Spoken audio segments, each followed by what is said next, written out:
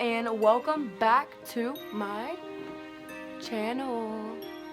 Okay, so I'm gonna stop being weird, but in today's video we are going to talk about what happened to Jonbenet Ramsey.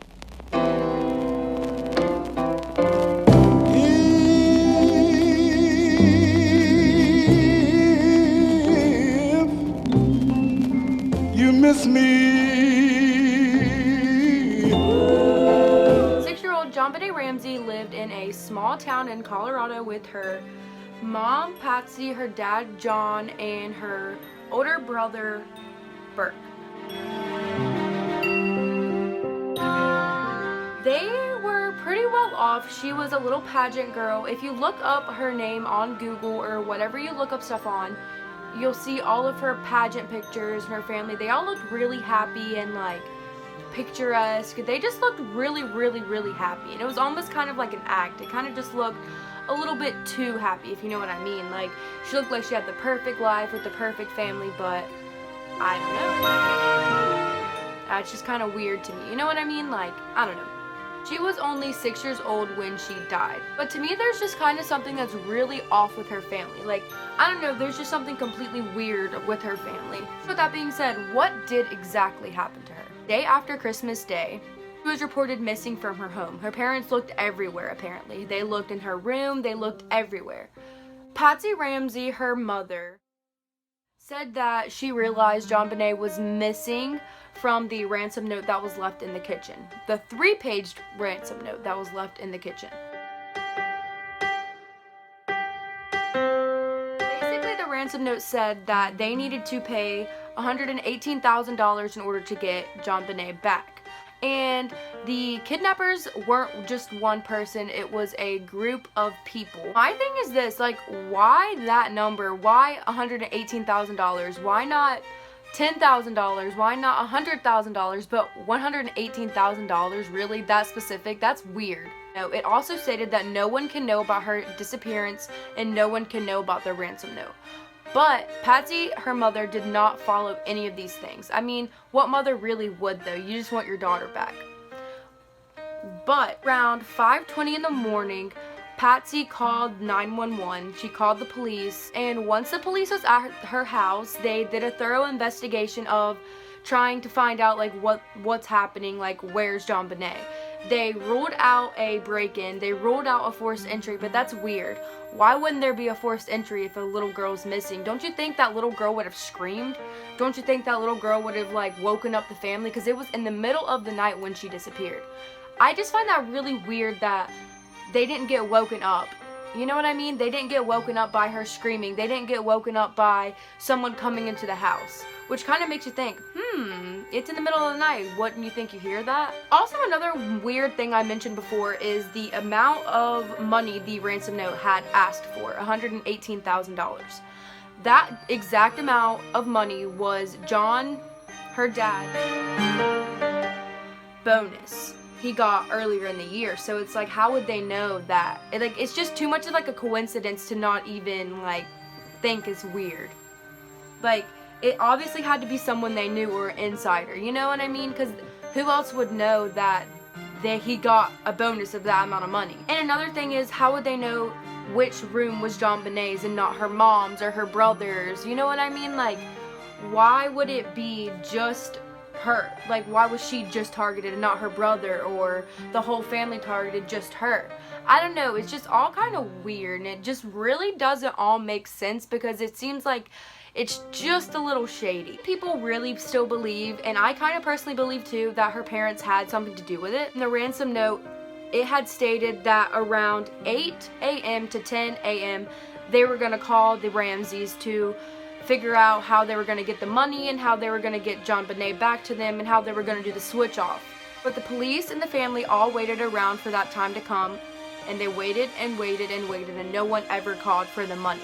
Don't you think you really would call for the money if it was really an actual ransom note? I'm sorry, but if you're going to go through all that trouble and not even get your money, like, really? Since they never got a call, the cops were basically like, okay, let's go search the house, see if anything's just out of the ordinary, see if anything doesn't belong and we can use it for evidence. because at that end they were at a dead point. They were like, okay, well, if they didn't call, then we need to think of something else to do, to look for her. So they were looking for evidence, anything that was just weird. So John and his friend, they had a Christmas party the night before because it was Christmas, and that's what you do. You have parties, you hang out with your friends, family, relatives, everybody. So they had all a Christmas party the night before, so he still was there. And John, her father, and his friend went down to the basement. And once they got into the basement, they saw a blanket covering Jonbenet Ramsey. Once they uncovered the blanket, they saw that she had something. It looked like a shoestring or something, and like two little pieces of wood. It was wrapped around her neck. She was strangled, and she got hit in the head. The autopsy said that she had died due to blunt force trauma to the head, strangulation, and she had some sexual assault happen as well. They found in her underwear, it was blood in there, and I'm not going to go into all that detail. You can figure out the most of it. But, you know, according to the police, the ransom note was really unusual from but according to the police, the ransom note was really unusual compared to like another ransom note. Usually they're short, simple, get to the point, I need money, here's your daughter, or here's your kid, I have your kid, give me the money, then you can have your kid back type deal. This was a 3-page, like, in detailed of why they need money, why they have their daughter type deal. Like, why would you need to explain yourself? Wouldn't you just say, give me the money? Like, get to the point. Also, the police were able to figure out that the paper that the ransom note was written on was the paper in Jonbenet Ramsey's house. It was on the kitchen table. It was the paper that was on the kitchen table. So, with that being said, question 1. Why would the kidnapper risk all of that? Like, why would you write a 3-page detailed note why would you write a 3-page detailed ransom note inside of the victim you are kidnapping's house? Isn't that a risk considering it's in the middle of the night? Because you would have to go into the house, break into the house, write the note, and get the kid. That just really doesn't add up. Like, that's just a little risky if you ask me. Like, why would you take that big of a risk just to write the note? And wouldn't you already come prepared? Like, why wouldn't you have the note already written? You know what I mean? Like, it's not like oh yeah, let's just go do this type thing today. Like, it would have to be like a planned thing, you know? Also, another weird thing to me is, why would the note say that she's kidnapped and they need the money if they were just gonna kill her and put her in the basement? That's my thing. Like, that's weird. In the basement, the police found a suitcase that supposedly did not belong to the family. They did not know where it came from. They never had seen the suitcase before. And inside of the suitcase, it had a towel that had semen on it, and they did the DNA results of the towel and all the stuff that was on the towel, and they came to the conclusives of that it was John's older sons, but John's older son was not even in Colorado at the time of Jonbenet's murders, so he was not a suspect. He could not have been a suspect because he wasn't even in the state at that time.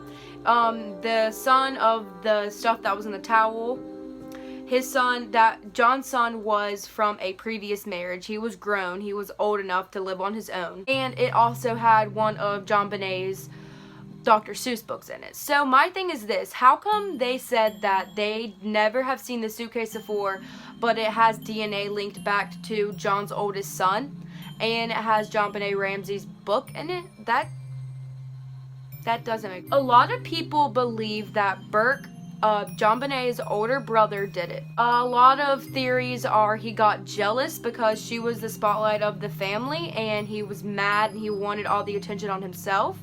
Because she was the pageant girl, she got all the attention there, she got all the attention at home. A lot of stuff is linked back to that. And a lot of other theories are they were playing too hard and he got angry at her and hit her in the head. Also, another thing is, the autopsy report showed that she had pineapple in her stomach before she died. and Burke's fingerprints were on that pineapple bowl. So some theories are he got mad that she was eating his pineapple and he hit her in the head. And a lot of other people's theories are that the reason why the parents didn't tell him, or not tell him, but the parents didn't tell the police, is because they didn't want to lose 2 children, so they just covered it up for their son and made it look like a kidnapping murder gone wrong. But the thing about that is, it just doesn't explain how she got strangled, because I don't think a little 8-year-old boy would really be strong enough to strangle a 6-year-old girl if she's fighting him off as well. You know what I mean? Like, the blunt force trauma to the head, that I can understand, but not the strangulation as well, and the stun gun. The autopsy reports showed that there were marks on her back that had there had been marks on her back where a stun gun was used to stun her. The Ramsey family has been cleared up that they were not suspects, they were not under investigation for anything, which to me, I really don't see how they were not suspects, because it just really doesn't make sense. It doesn't make sense how there was no signs of forced entry. It doesn't make sense how the murder weapon was used from inside of their house. It doesn't make sense how the ransom note was made inside of their house. But the DNA from Jonbenet Ramsey's underwear didn't match anybody in the police data system. It didn't match anybody in the family. It didn't match anyone. So everybody was like, well, they had a Christmas party the night before, so maybe it could have been one of them. Maybe something happened and she didn't tell her parents. Maybe something happened and it happened then. According to the police statements, the whole family was just acting really weird during the whole investigation, during the whole time their daughter was kidnapped. During the whole time their daughter was murdered, they still just didn't act the way they should have when they found out that their daughter was murdered. They didn't act sad, they didn't act upset, and whenever they were still looking for her body, her parents wouldn't even be in the same room as each other. That to me is just a little suspicious. That's back to the ransom phone call. They were supposed to get a phone call, like I said, between 8 a.m. and 10 a.m. 8 a.m. and 10 a.m. It stated clearly in the note that they were going to call between those times. And neither of the parents said anything to anybody after the time that, if the phone call was supposed to happen after the time was like 11 o'clock, they never said anything about, oh my god, they didn't call us for the money. They didn't call us to give our daughter back. They never said anything about that. So that was another thing, was just kind of weird to me, because wouldn't you be like looking at the time on your phone like, oh my god, like why didn't they call me for my daughter? Like, you would just be kind of freaked out. I mean, I would. Also, another thing is the 911 call Patsy placed to the dispatcher was a little strange. She basically just said, we have a kidnapping, not I have a kidnapping, or my daughter has been kidnapped. It's said that in studies, when people say like we have a kidnapping or we have a something instead of I or my, it's been showed to, like, that's been linked with lying.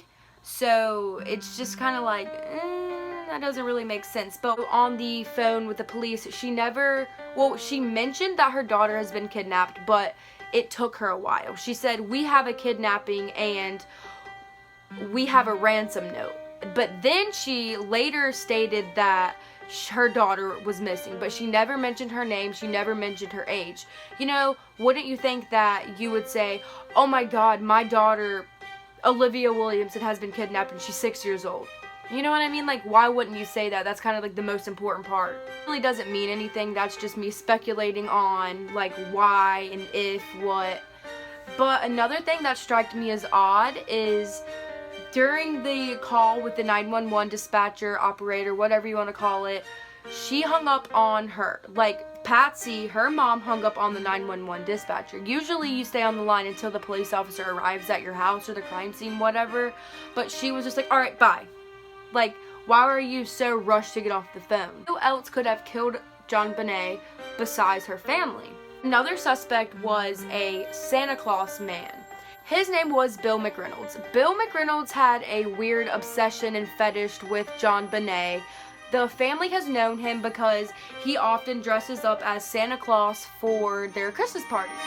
You know, there's have little kids, like, that's what you do. Like, you go to a Christmas party and there's always a Santa Claus there, you know what I mean?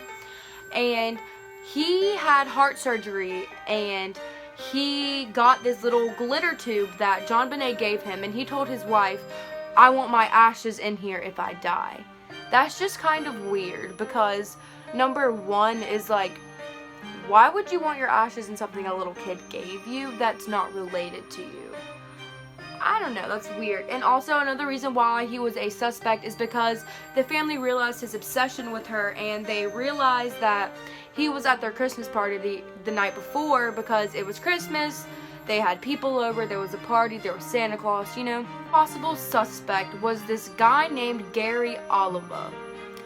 He was a local known sex offender that lived near the Ramseys, and that night of her murder, he called a friend and was like, I hurt a little girl. I didn't mean to, but I hurt a little girl.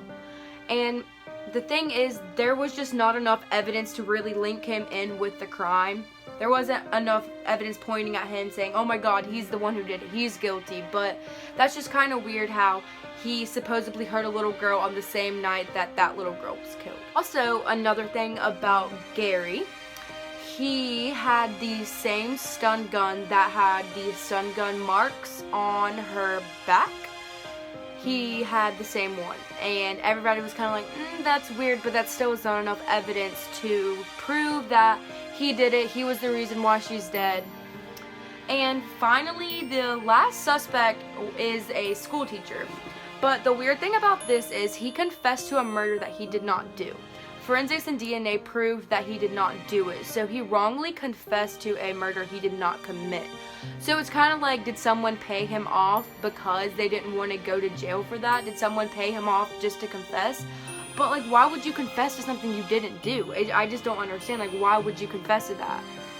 And it's, I don't know, this whole murder case is just really weird, and it just really doesn't add up because all the details are just so shaky, and the family acted so weird. And in interviews of the family, they act like they're a deer in headlights. They act like, they just act really weird, and it's just like kind of almost fake acting, you know. And I personally believe that the family did it. I don't know if it was the mother, I don't know if it was the kid, I don't know if it was the father.